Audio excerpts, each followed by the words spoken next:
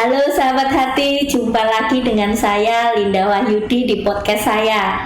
Kali ini saya dapat tamu yang benar-benar istimewa bagi saya karena dari dulu saya hanya bisa melihat dari jauh karirnya yang semakin naik. Terus saya pikir apa Tuhan itu boom dari atas gitu, tiba-tiba gede gitu. Saya kenal beliau tahun 2003 ketika ikut seminar Anthony Robbins di Singapura. Halo Pak Alek, thank you ya udah mau datang di podcast saya. Terima kasih sudah diundang. Tamu istimewa ini. Teman-teman, Pak Alek ini adalah pemilik ya Pak, pemilik dari BPL Lestari yang sekarang ada berapa cabang Pak? Di Bali kita punya sebenarnya tadinya ada 15 kantor, tapi kita tutup 7. Kita ganti strategi, jadi sekarang ada 15 dikurangi 7, 8 ditambah 1 yang kantor baru Sanur. Jadi kita punya 9 kantor di Bali, tetapi kita punya 6 di Jawa. Jadi ada di hampir semua provinsi, di 7 kota: Denpasar, Solo, Malang, Bekasi, Serpong, Jakarta, dan terakhir yang Jogja. Wow. Kalau kita lihat yang sekarang kan kayaknya mungkin untuk sebagian anak muda, wow, mana bisa gitu ya Pak ya. Nah, saya kepengen tahu nih sejarahnya, tentunya nggak langsung boom gitu ya, punya 15 ya Pak ya. Sekarang kantornya di Bali 9, di Jawa ada 6. Jadi 15. Oke. 15 kantornya. Oke. Jadi kan sebelum kelihatan 15 itu kan ada perjuangan yang tidak kelihatan sama kita gitu Pak. Jadi Bapak mulainya kapan? Tahun berapa? Mulainya itu saya kan dulu kerja. Ya, saya kerja di BCA dulu, kemudian tahun 99 awal, kemudian memutuskan untuk membangun bisnis sendiri. Ya, nah, jadi BPL Lestari itu saya beli, saya dan kawan-kawan, jadi bukan uang sendiri, jadi ada kawan-kawan saya. Itu saya beli tahun 99 akhir, izin dari Bank Indonesia, waktu itu Bank Indonesia, belum OJK. Jadi ya dari situ karir saya dimulai sebagai quote-unquote entrepreneurs, ya, pengusaha, dari tahun 99 akhir tadi, November sampai sekarang Bu Linda. Itu di mana Bapak punya keberanian gitu loh untuk mulai gitu? Kalau saya tahu itu kan masih muda banget Pak Alek. Umur 30. Umur 30 dan karir saya relatif bagus. Ibu Linda, saya udah pemimpin cabang waktu itu di BCA. Wow. Ya, jadi pemimpin cabang di BCA itu Pangdam ya, Brigadir Jenderal. Kolonel lah sudah kolonel pangkat saya. Jadi lumayan karir saya bagus dan salah satu pemimpin cabang yang muda. Ya. Sehingga saya waktu itu saya termuda kedua. Ya, setelah ada satu kawan saya namanya Sudi Leo, itu juga jadi pemimpin cabang di Batam. Jadi karirnya cukup bagus. Terus kemudian sebenarnya krisis 98 itu yang menjadi trigger, menjadi pencetus ketika kemudian yang membuat saya memutuskan untuk mandiri. Kenapa? Karena 98 itu kalau anak-anak muda yang sekarang mungkin nggak bisa. Nah, seperti ini. Seperti krisis sekarang, ya, krisis bumi gonjang-ganjing gitu kan, jadi krisis yang besar.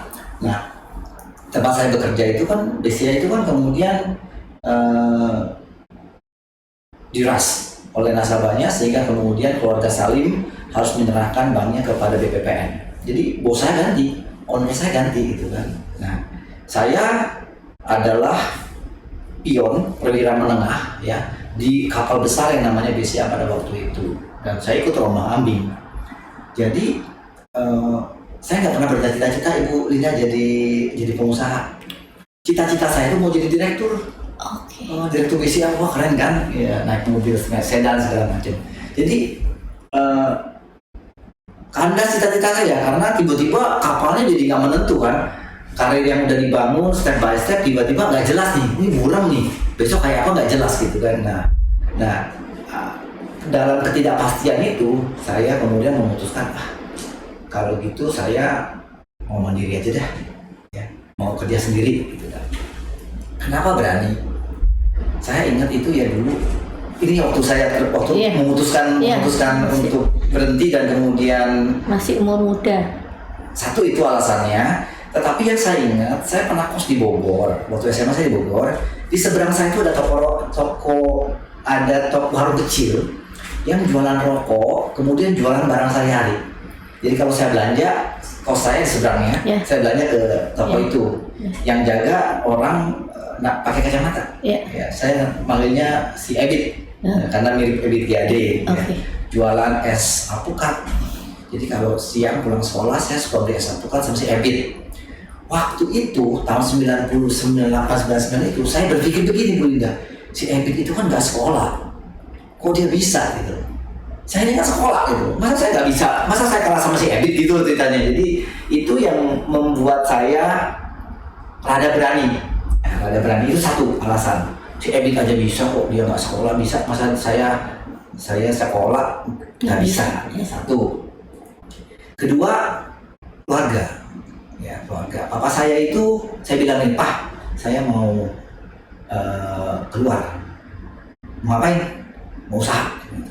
Papa saya nggak nanya A, nggak nanya B, nggak nanya C. Dia nggak bilang sayang loh punya karir segala macam, enggak. Papa saya adalah dagang di Rangkas Bitung, kota kecil, ya. Dia punya toko, di sebelahnya ada toko lagi yang kosong. Dia bilang begini, itu toko kosong, ya kan? Jadi nanti kalau saya gagal, dia bilang itu, kalau lu gagal, merantau, pulang, itu toko ambil. Gitu. Jadi saya dikasih safety net. Kepercayaan ya. Dikasih safety net, dikasih apa ya? Dikasih jaring pengaman. Jaring pengaman, gitu kan. Jadi saya. Kamu nggak usah khawatir nih. Saya tuh nggak free jump, saya tuh nggak konyol juga, ya kan? Nekat gitu nggak. Saya juga siap-siap. Terus saya bilang sama papa saya, nanti kalau saya gagal seperti itu, anak-anak titip sekolahin ya, seperti itu dulu dan. Ya, kirim anak-anak ke sini dia bilang itu, terus toko itu buat kamu. Ya, papa saya bilang begitu. Jadi keluarga saya support. Yes. nggak ditakut-takutin gitu kan. Itu rahasianya anak-anak, teman-teman, anak muda. Saya nggak konyol dan bukannya berani mati, nggak ada perhitungannya. Kemudian tadi umur saya kan 30 waktu itu Bu Linda. Jadi kalau saya pikir kalau umur ini saya coba 5 tahun ini kemudian berhasil, go on. Kalau nggak berhasil, saya bisa kerja lagi. Masih cukup muda gitu kan. Oke lah, kalau saya kerja nggak jadi pemimpin cabang, mungkin jadi wakil pemimpin cabang atau kepala bagian. Saya masih bisa hidup dan bisa bangun karir lagi. Belum lagi papa saya bilang, ya saya kan mungkin nggak akan pulang sampai ke kampung untuk buka toko, tapi papa saya udah at least kasih jaring pengaman dan anak-anak saya sudah secure gitu kan. Itu. Dan istri saya nggak keberatan, ya. Siska nggak keberatan dan dia memegang peranan penting sekali dalam karir saya, Bu Linda. Ya. Begitu saya bilang saya memutuskan, begini, waktu saya kerja, saya itu komplain dulu, ya. Kenapa? Saya merasa kreativitas saya dibatasi. Ya, saya kan pemimpin cabang. Pemimpin cabang itu kan tidak membuat kebijakan. Dia adalah pejabat eksekutor, melaksanakan. Ya. Jadi ngikutin kebijaksanaan. Jadi direksi bikin kebijaksanaan, saya cuma siap laksanakan, gitu kan? Jadi saya merasa kreativitas saya itu ini nggak boleh, ini nggak bisa gitu kan. Nah itu ngomel terus di rumah, ngomel, ya. Nah Siska merasa bilang daripada lu ngomel terus, yaudah kerjain apa yang lu mau, gitu kan. Jadi istri saya itu walaupun dia mungkin ngeri juga tapi dia mendukung. Jadi perpindahan saya dari orang, kalau Kiyosaki bilang ada kuadran employee ke kuadran bisnis, membangun bisnis ini cukup mulus karena satu tadi pertimbangan tadi ada jaring pengaman, kemudian saya merasa si Ebit aja tadi bisa kerja, kok saya kenapa saya nggak bisa gitu kan. So ada kepercayaan dirinya, kemudian ada jaring pengamannya, keluarga saya support dan saya punya perhitungan, saya masih muda Bu Linda. Anytime saya gagal saya bisa retreat. Jadi bukannya nggak pakai perhitungan, jadi saya sangat berhitung di situ. Walaupun kalau saya tahu kesulitannya, mungkin saya saya nggak ambil. Nggak senekat itu. Nggak Gitu. senekat itu. Waktu itu nggak tahu. Yeah. Jadi I think I was young and stupid. Yeah. Ya.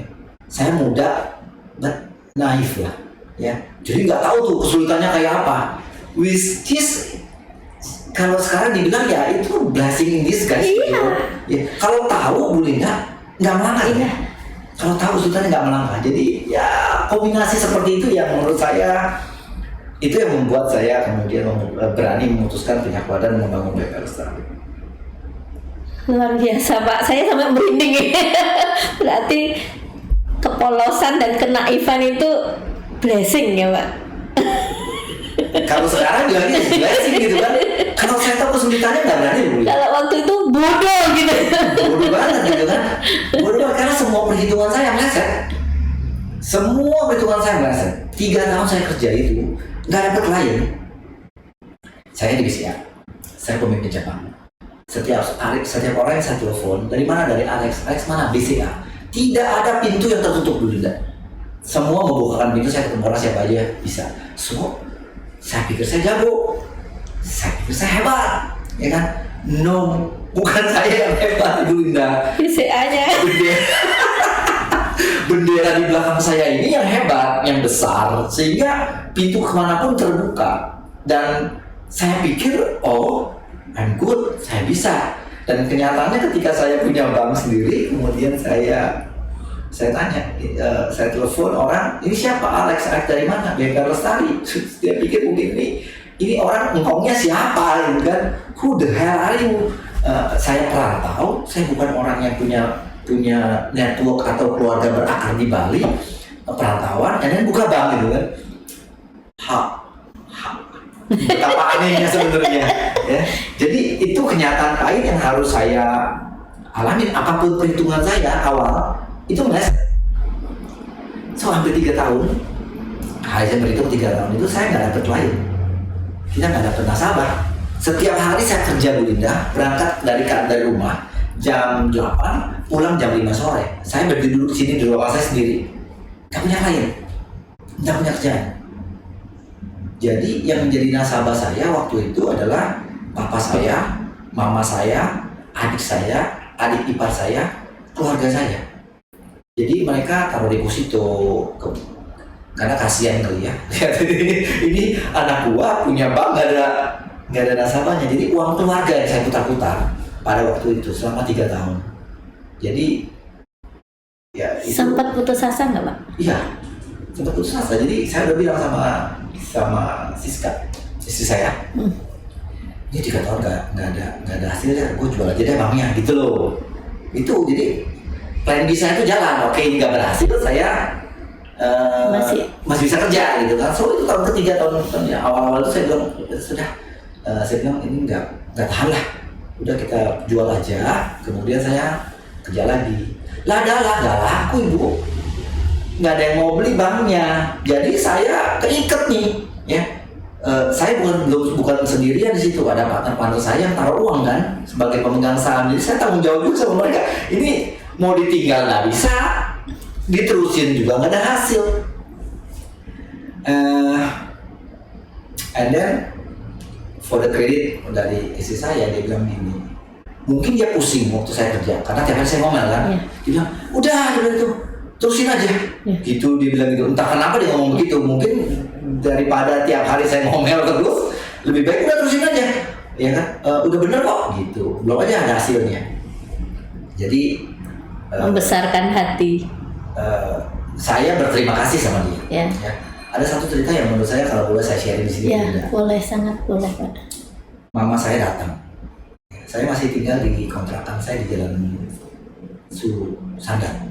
Ya, mama saya datang sama papa saya datang, terus dia tanya-tanya, mama saya, namanya orang tua kalian, dia mau tanya ini anaknya gimana nih, ini anak yang dibanggakannya ya, the rising star, tadinya manajer yang sukses, ditanya, anak gimana tahun lalu, hasilnya gimana? Oh untung mas, saya ngomong gitu aja, untung nih tuh. BP Lestari tidak pernah rugi, sejak awal tidak pernah rugi. Ya, jadi waktu tahun kedua untung berapa? Untung berapa Lek? Ada 100 juta saya bilang, untungnya 100 juta. Mama saya berhitung di kepala dia, 100 juta untungnya si Alek waktu itu pegang saham 30%, berarti cuma 30 juta hasilnya. setahun air matanya netes. Saya ingat sekali omongannya, lu mah gak punya apa-apa Lex, karena dia kan hutang saya juga banyak. Ya, ada hutang ini dia. Air matanya keluar, anaknya dibanggakan, anak sulungnya, ya kan, and then mencoba peruntungan membangun bisnis. Setelah 3 tahun dia tengok hasilnya, lu mah gak punya apa-apa. So this is momen yang menurut saya titik balik. And then ada cerita lagi Bu Linda, and then kemudian saya itu nggak punya mobil, saya punya mobil 1, ya kan. Itu pun dikasih pinjam sama papa saya. Waktu saya berhenti dikasih pinjam uangnya saya beli mobil. Tapi mobil itu dipakai istri saya, pakai Siska untuk antar anak-anak. Ya, jadi saya ke kantor nggak punya mobil, saya kantor naik motor. Gimana caranya kok ke kantor pemilik bank kok naik motor gitu kan? Tapi mobil saya dipakai Siska untuk antar anak-anak sekolah. Jadi suatu ketika ada kredit macet, kredit mobil kemudian macet, ditariklah mobil itu dibawa ke kantor dalam kondisi udah mogok, dalam kondisi nggak jalan. Mobilnya BMW 318i ya, tapi tahun tua. Itu mobil si Boy, si Boy, catatan si Boy. Yeah. Nah, jadi itu adalah mobil favorit zaman itu, ya tahun 80-an kan. Nah, ini tahun 2000 udah, jadi mobilnya udah 15 tahun umurnya, dan itu dalam kondisi nggak jalan. Saya perbaiki, saya bawa ke bengkel, saya tak bilang sama orang bengkel, kalau diperbaiki, dia bilang, Pak, ini memperbaikinya, harga mobilnya nanti nggak sepadan. Tapi saya nggak punya pilihan lain kan, kalau saya perbaiki saya bisa pakai biaya kantor, ya. Nanti kalau jalan lagi saya bisa pakai mobil kantor itu, gitu kan. Saya jadi nggak usah naik motor. Kamu pada perbaiki aja sih. Jadi diperbaikilah. Nah, BMW itu sistem kelistrikannya rumit. Jadi walaupun diperbaiki dia itu nggak bisa mulus. Jadi jalannya Bu Linda, jalannya dari mulus dia bisa juga gitu, ya ajur-ajuran gitu. Nah, tapi saya pakai tuh mobil itu. Waktu mama saya mau kembali pulang ke Jawa, saya antar ke airport. Tadi setelah nanya, Lex lu gak punya apa-apa gitu kan. Nah, pada saat dia kembali pulang, saya antarlah dia naik mobil itu. Dan mogok di tengah jalan, mogok di bypass, di mobil tengah jalan. So, that's the lowest point of my life. This is the lowest point of my life. Dan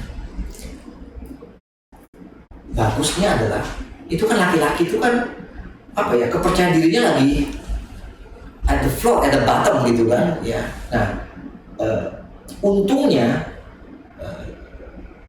Siska istri saya itu tidak menunjukkan ketakutannya. Saya tahu dia takut, ini besok gimana gitu kan, baru punya anak gitu kan, gimana nih karirnya. Tapi dia tidak pernah menunjukkan ketakutannya. Kalau waktu itu dia ikut takut, rasanya saya nggak bisa bangun. Rasanya saya nggak bisa bangun. Jadi kita lagi kepercayaan diri lagi di bawahnya, apalagi terus kemudian dirasani gitu kan. Wah itu. Nah, jadi nggak pernah dia menunjukkan ketakutannya. Ya sini gimana Lex besok nggak. Ya. So hebat ya Siska ya. Ya. Bagi saya yang perempuan This is my career itu ya, kalau nggak ada orang-orang di belakang saya itu ya nggak ada hari ini Bu Linda. Nggak ada.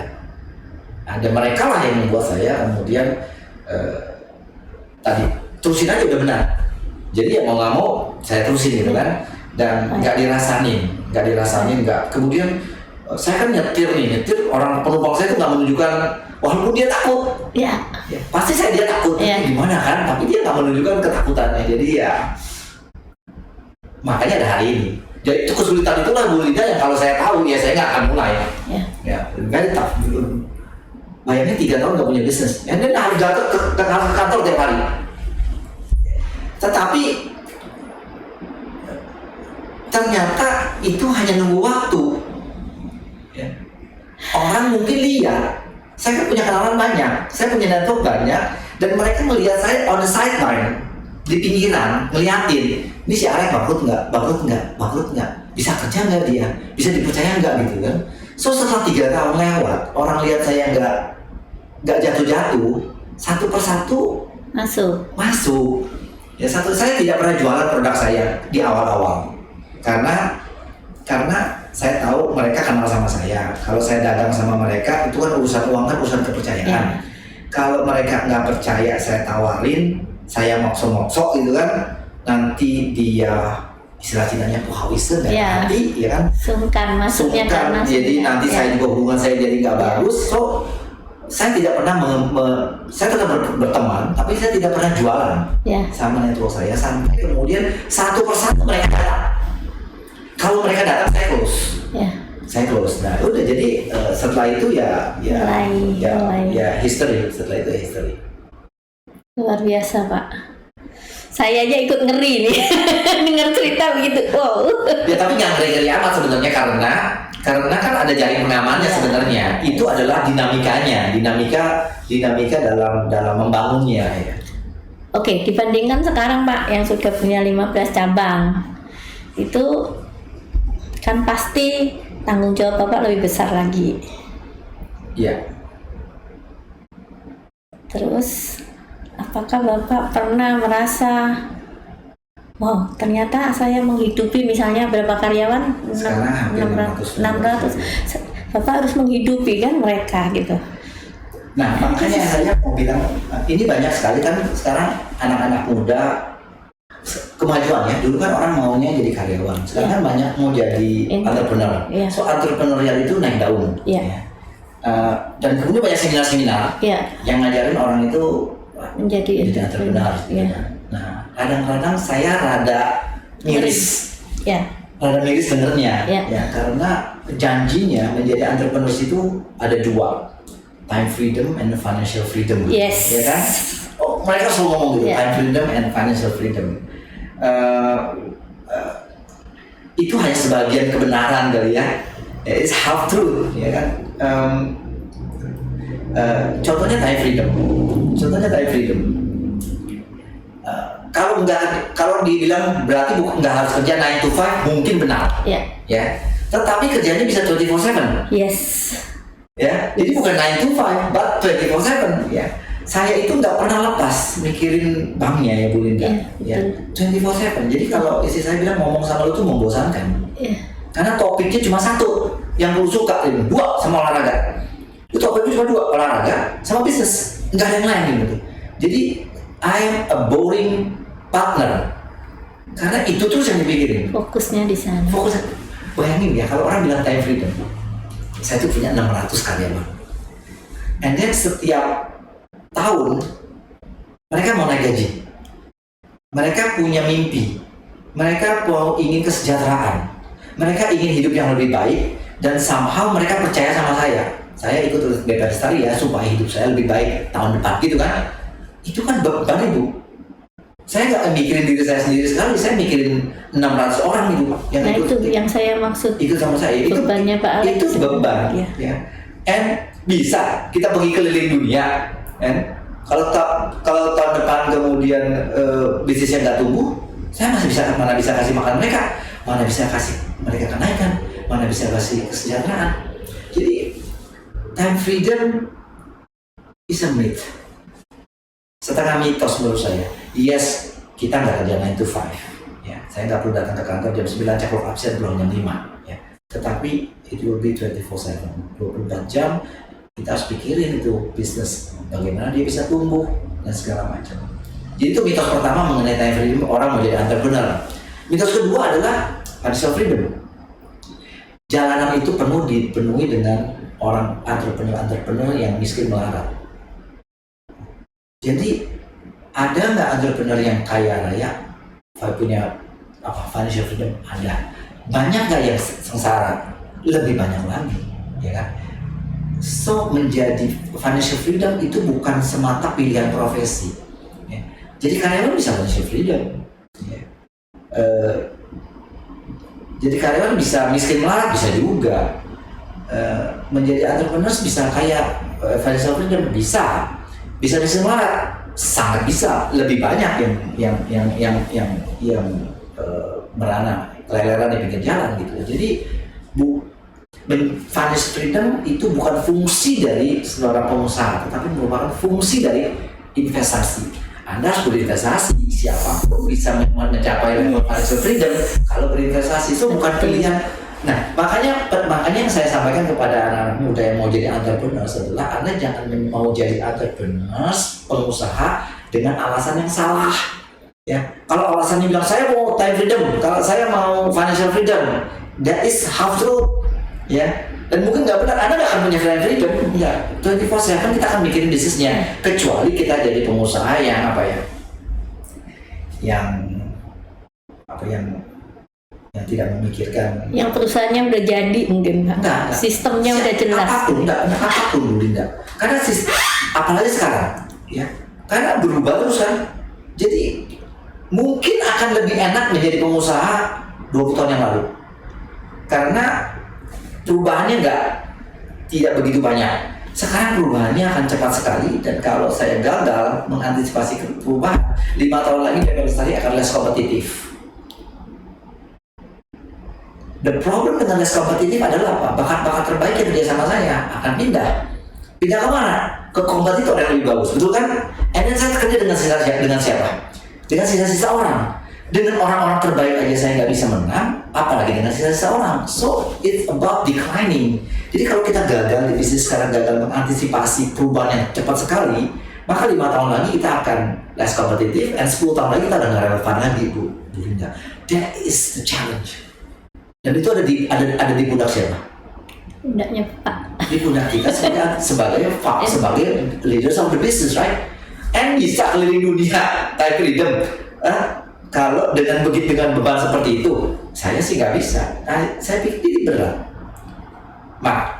Bukannya begini, bukannya dibilang berat sekali, tetapi itu responsibility-nya. Jadi pesan saya kepada anak-anak muda yang mau jadi entrepreneurs, menjadi pengusaha itu memberikan banyak possibility, yes, ya. Tetapi jangan menjadi pengusaha karena alasan yang salah. Karena tadi time freedom dan financial freedom. Tetapi kalau jadi pengusaha, Anda punya pemikiran bahwa Anda punya solusi terhadap masalah, ya, and Anda siap untuk itu menjalani dinamikanya, ya, maka ya silakan. Kalau berhasil, possibility-nya jadi endless, nggak ada ujungnya. Sebagai pengusaha tuh income kita nggak ada ujungnya, Bu Linda. Ya. Karena apa? Karena di bisnis itu leverage-nya banyak. Ya. Saya punya 16 karyawan yang sekarang by hari ini lagi kerja semuanya. Oh iya. Ya, saya duduk di sini sama Bu Linda, tapi ada 600 orang saya itu kerja sekarang. Ya, dan masing-masing berproduksi. Ya, jadi leverage-nya banyak sebagai seorang pengusaha, tetapi jangan jadi pengusaha dengan alasan yang salah. Itu pesan saya.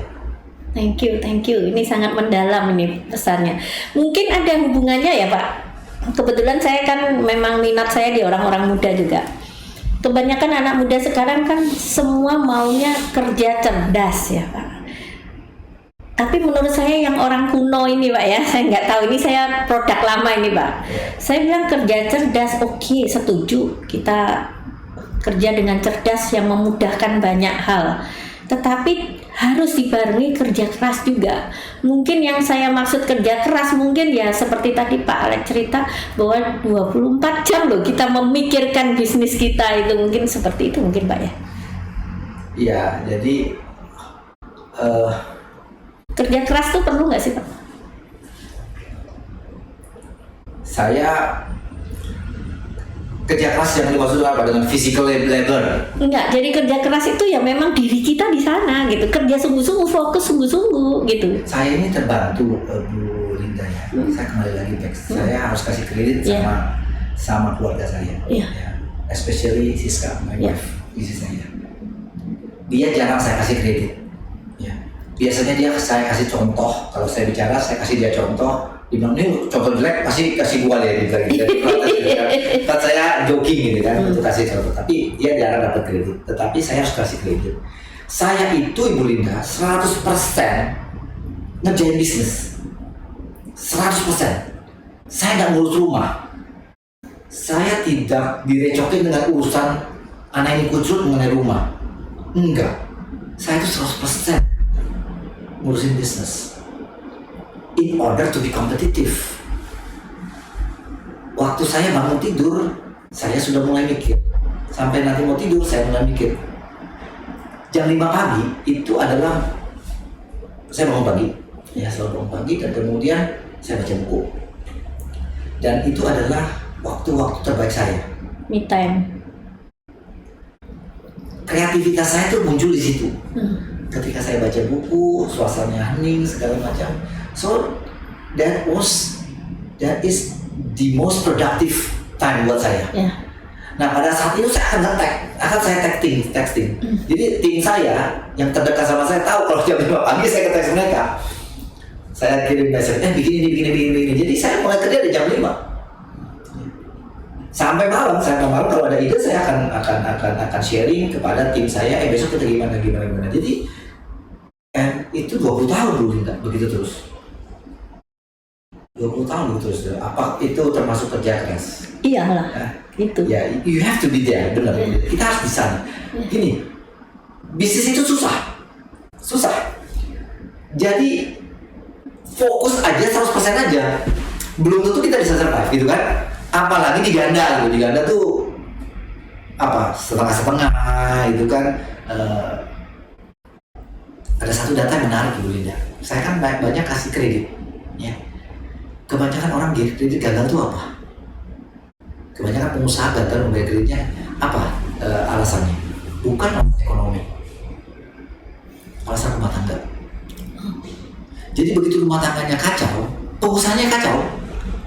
Karena fokusnya jadi pecah. Jadi we are 100% aja masih tough, ya. Apalagi kita masuk ke dunia bisnis yang very kompetitif ini dengan setengah-setengah. Harus berantem sama istri, ngurus di rumah tangga, segala macam, masih ngurusin customer, client, segala macam. Very tough.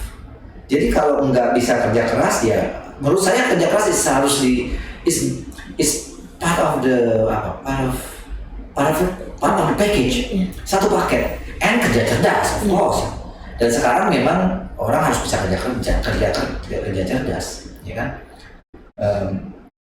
Saya punya nomor seorang yang kerja sama saya, that is kerja cerdas. Bagaimana nomor seorang tadi mau kerja sama saya, sama kita, dan kemudian bergerak seirama gitu kan, ya kan? Itu nggak gampang juga. Dan sekarang teknologi itu ya kalau saya dibilang dengan yang namanya kerja cerdas, mungkin kerja dengan menggunakan leverage semaksimal mungkin, ya kan? Orang-orang organisasi is leveraging, teknologi is leveraging. Ya of course harus kerja keras dan harus kerja cerdas. My point adalah, saya tahu pertanyaannya Ibu Linda kenapa bertanya seperti itu. Karena anak-anak muda sekarang ini, kalau saya selalu ngedek ini, kalau anak-anak muda sekarang kalau umur 25 belum jadi miliuner udah mau bunuh diri sebenarnya. So jadi karena tuntutan orang menjadi sukses itu semakin pendek gitu kan. Kenapa? Karena role modelnya adalah Mark Zuckerberg, ya kan? Kalau dulu saya role modelnya Om Lim umur 60 baru jadi konglomerat gitu kan. Sekarang mereka lebih parah lagi. Wah, Mark Zuckerberg umur berapa?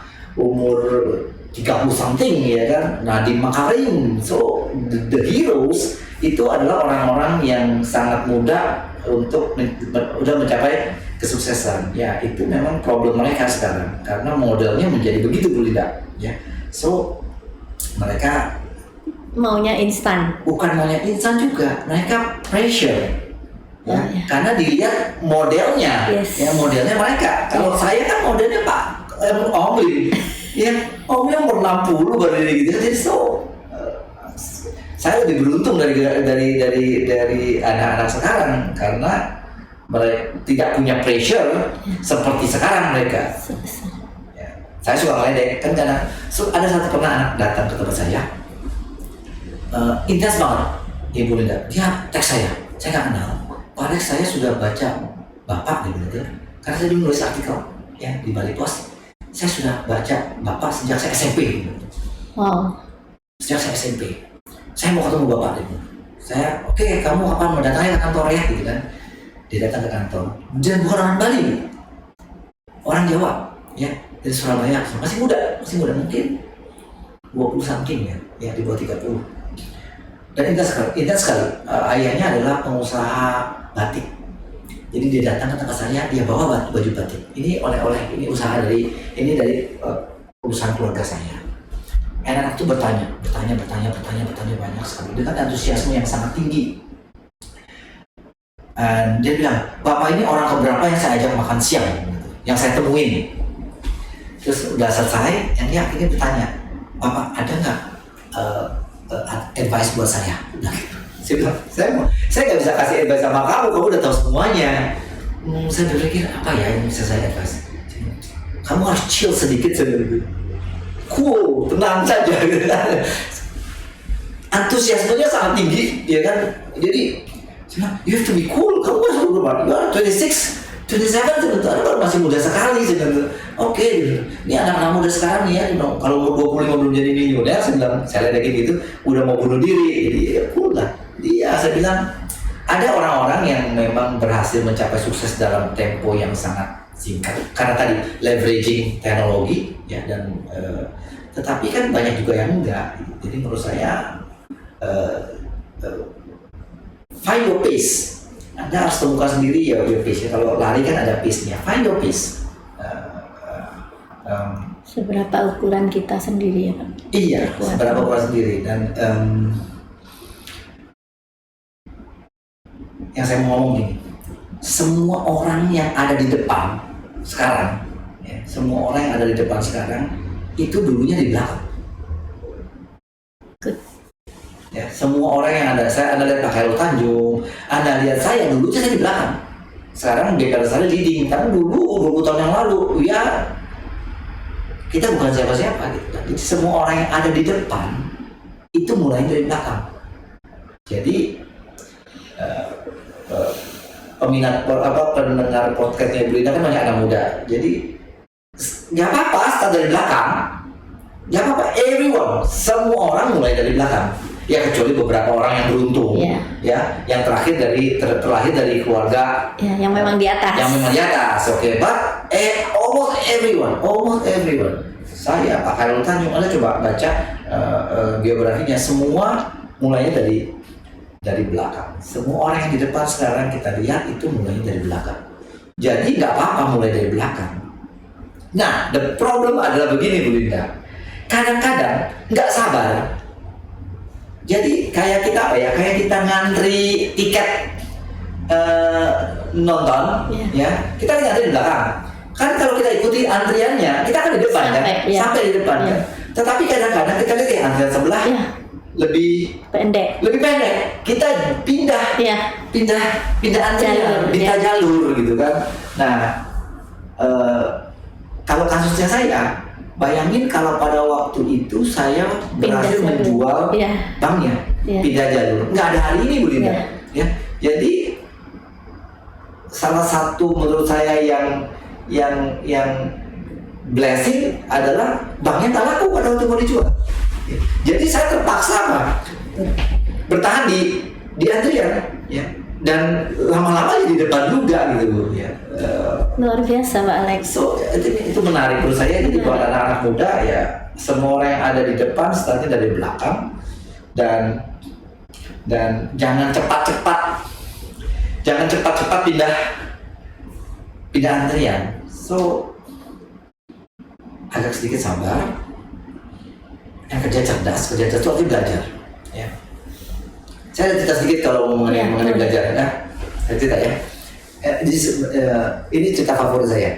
Ingat tadi awalnya 3 tahun itu kita nggak dapet klien. Ya. So di tengah kebingungan, di tengah-tengah kefrustasian, saya ke Jakarta Bu Linda. Maksudnya ke Jakarta tuh mau main. Ini bete, butek banget di Bali, nggak dapet klien. Kemudian ada seminar, tapi gimana caranya ya? Alasannya apa ke Jakarta ya? Oh, ikut seminar. Jadi saya ikut seminar yang menyelenggarakan Infobank.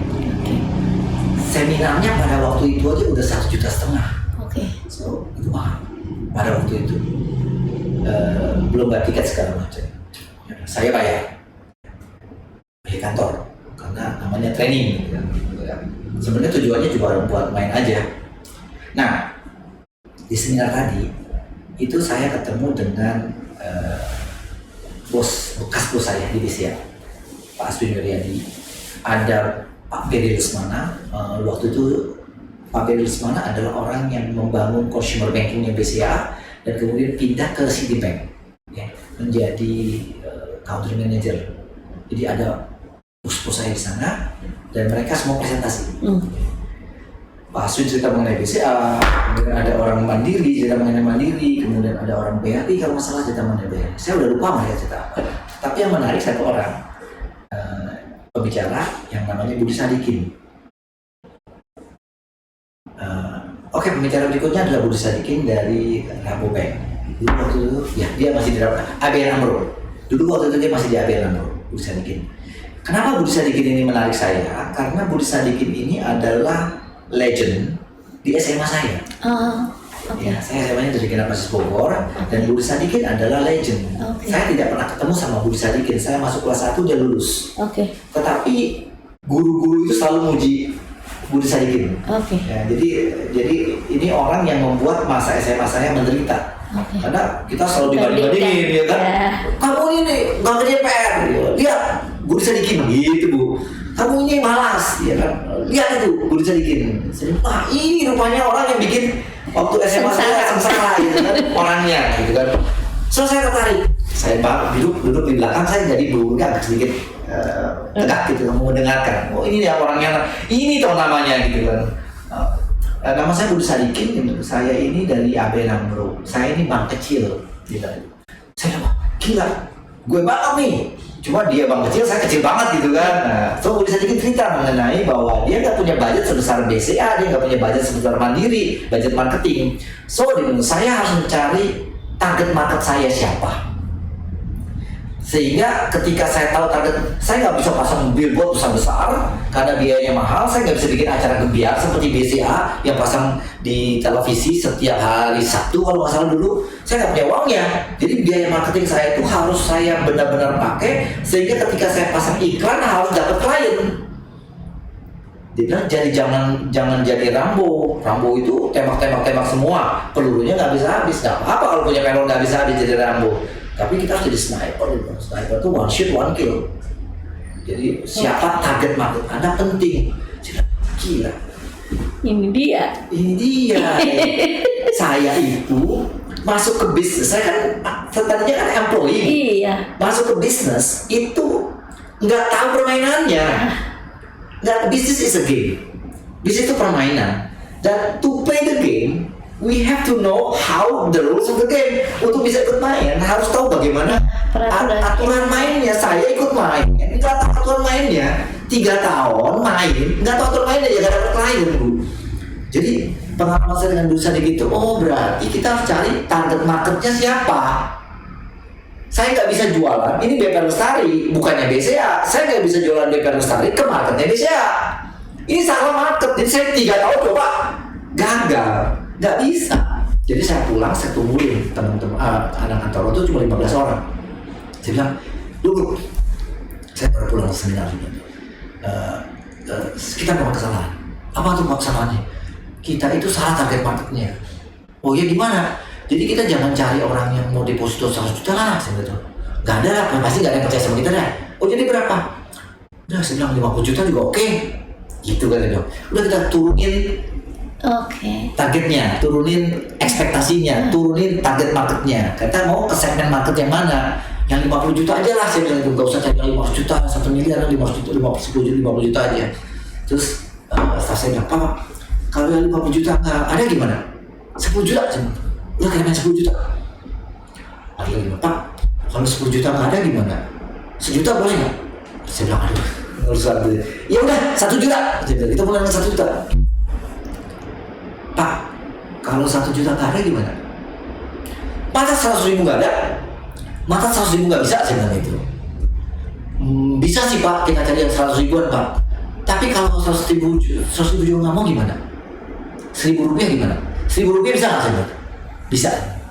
So Bu Linda, hebat sekali. So Bu Linda, BP Lestari itu dibangun dengan 1.000 rupiah.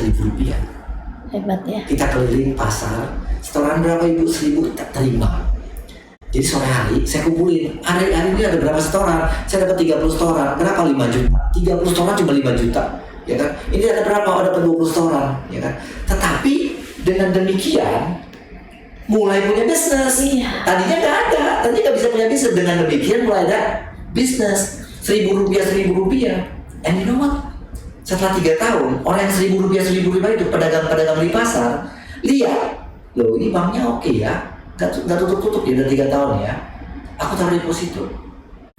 Jadi dari Rp1.000, tiba-tiba orang yang sama pedagang di pasar tadi itu taruh deposito 30 juta. Itu deposito pertama yang di luar keluarga saya. Wow. Nilainya 30 juta yang dulu. Saya joget di Benny Hall. Karyawan saya yang lama pasti tahu. Karena menurut saya tadi kan Rabu. Dijual yang mana? Tapi begitu saya dapat 30 juta dari orang yang bukan keluarga saya nggak mundur lagi setiap itu. Wow. Saya nggak mundur lagi. This is the way I can see the light at the end of the tunnel. Ya.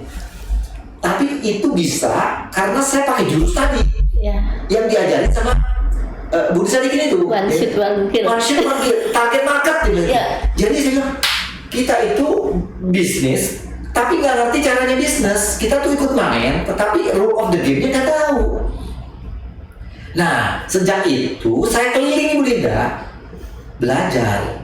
Saya ikut seminarnya Pak Hermawan belajar marketing, saya ikut seminarnya Tony Robbins, saya ikut James Hui itu saya ikutin kemana dia pergi, ya kan. Pak Hermawan itu setiap ada workshop saya pasti hadir, belajar. Karena saya tahu, saya itu harus belajar. Saya itu di bisnis nggak tahu apa-apa. Saya is a professional banker. Saya bisa bikin pembukuan, saya bisa menganalisa kredit dan sebagainya.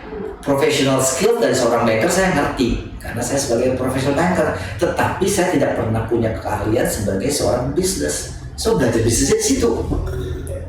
Dan semakin tinggi keahlian saya, semakin bagus skill saya, semakin bagus bisnisnya. Jadi Budi Sadikin itu sekarang Menteri Kesehatan. Sekarang beliau menjadi Menteri Kesehatan itu. Itu Budi Sadikin. Itu orang hebat sekali Bu Linda. Jadi forever saya kalau cerita mengenai ini, jadi forever saya itu berterima kasih sama beliau itu. Luar biasa loh Pak Alex perjalanannya. Kalau orang lihat dari jauh kan cuma lihat wow BPR Lestari ya bisa sehebat ini, pelayanannya bagus sekali karena saya termasuk salah satu nasabah, jadi pelayanannya luar biasa dan saya merasa gila nih gitu. Bagus, itu kita belajar, semua itu saya belajar Ibu Linda, kemudian saya coba praktekkan. Jadi saya punya laboratorium yang namanya BPR Lestari ya, makanya semakin kita sebagai pengusaha itu meningkat skillnya, itu terrefleksi di bisnisnya. Ya, jadi belajarnya nggak ada akhirnya. Sekarang harus belajar lagi, Linda. Sekarang belajar apa? Karena perubahan kan? Perubahan banking kan? Ya. Digital bank, ya kan? Itu digital bank, cilaka kan? Harus saya belajar lagi kan? Jadi ya mau nggak mau harus ngejar belajar ya. Oke lah, kita belum ngerti sebelumnya, tapi mungkin kita udah punya ideas bagaimana bank 5 tahun ke depan BPR Lestari harus dibangun seperti apa. Itu tadi saya nggak ada kapan apa yang selesainya, nggak ada ujungnya. Begitu kita berhenti, maka perusahaannya akan berhenti. Kalau dia berhenti, nanti tadi di bisnis itu tidak ada status quo. Ya. You either grow or die. Yes. Nggak bisa dia. Yes, diam. Dia nggak bisa. Dia. You either grow, maka harus grow. Yeah. Kenapa kalau nggak grow? Die. Pilihannya. Kan karyawan saya kan bilang, Pak, kok nggak naik gaji? Nggak bisa Pak, karena kita nggak tunggu gitu kan. 2 tahun begitu dia bete kan, 3 tahun dia bete, dia keluar. Jadi kita akan ditinggalkan oleh orang-orang terbaik kita. Oke Pak, sebagai ya sedikit penutup ini, sudah mempersiapkan dalam tanda petik pangeran yang akan diberikan tahta Kan maunya gitu ya, maunya gitu. Jadi saya selalu bilang begini, saya kan bikin bisnis dari nol, Ya. nggak nol sekali lah. Papa saya Ya. saya kasih safety net. Ya. So I'm not, bukan orang Yang dari nol banget ya. ya ada safety Ya. netnya lah. Jadi saya bukan yang nekat-nekatan. Jadi saya mulai dari nol sampai nol sini, kemudian sekarang udah di level sini. Ya. Ya kan? Maunya dari level sini kan ngebangunnya akan lebih Ya. lebih punya opportunity lebih Ya. bagus ya. Maunya kita ya anak saya mungkin bisa nerusin, itu satu cita-citanya, maunya. Nah, tapi juga harus diperhatikan Bu Linda. Kalau ada yang bisa dan mau, mungkin saya pass on, ya. Tapi harus bisa dan mau. Kalau dia bisa nggak mau, saya nggak paksa. Itu kan hidupnya mereka. Ya kan? Kalau mereka mau nggak bisa, saya juga nggak kasih, karena mencelakakan orang lain, orang banyak. Itu kan itu lebih bahaya lagi itu kan. Jadi harus ada yang bisa dan mau. Itu Prinsip. Itu prinsip saya. Nah, mengenai anak-anak, saya ingat satu pembicaraan saya dengan Pak Tom. Pak Tom itu adalah foundernya Canggu School. Ya, anak saya sekolah di Canggu School. Ya. Dan Pak Tom suatu ketika makan siang sama saya, dia juga punya anak. Saya sempat tanya, Pak Tom, gimana dengan anak-anak? Oh, gua kumpulin anak-anak gua, gitu. Terus gimana? Mereka udah selesai sekolah. Gua tanya nih, bukan udah selesai sekolahnya sekarang. Ini Papa mau tahu rencananya apa? What is your plan? Jadi gimana? Ya saya bebasin. Mereka mau jadi apa? Terserah. Ya. Tapi dia bisa bilang gini, oke, lu mau jadi apa? Terserah. Tapi kalau nanti lu nggak bisa makan, datang ke rumah ada makanan. Jadi si Pak Tom itu membebaskan anaknya mau jadi apa, tetapi sebagai orang tua dia bilang, kalau nanti di rumah lu gak ada beras, lu datang ke rumah gua, ada beras. Jadi kita memberikan apa ya? Seperti papa saya memberikan safety net. Jadi saya pikir itu approach-nya saya. Kalau ada anak yang mau dan bisa, kita akan pass on ke mereka. Ya. Tapi kalau ada yang mau tapi nggak bisa, mungkin saya juga tidak kasih. Tapi kalau ada yang bisa tapi nggak mau, juga saya nggak paksa. Itu mereka, anak saya 3, itu masing-masing punya talentanya masing-masing. Mereka adalah extraordinary kids dengan bakat yang berbeda-beda, dengan sifat yang agak berbeda-beda, tetapi tiga-tiganya luar biasa. Saya pikir biarkan mereka membangun hidupnya sendiri. Tapi kalau mereka nanti nggak punya beras, datang ke rumah saya. Jadi Bapak tidak menyiapkan spesial? Enggak. Itu aja. Jadi, kan biasanya kalau orang tua, walaupun kita membebaskan, tapi kan dalam hati yang terdalam kan rindu ada yang meneruskan bisnisnya. Maunya begitu, karena tadi saya bilang kan udah di level ini, ya kan? Bayangkan Bu Linda, saya mulai dari nol, setelah 2 tahun kita level sini, ya kan? Kan awalnya itu kan sulit dan berat, ya kan? Somehow bisa take off sampai level ini. Bayangkan apa yang bisa dicapai di Lestari Group 20 tahun atau 30 tahun ke depan dari level ini, bukan dari bawah, dari sini.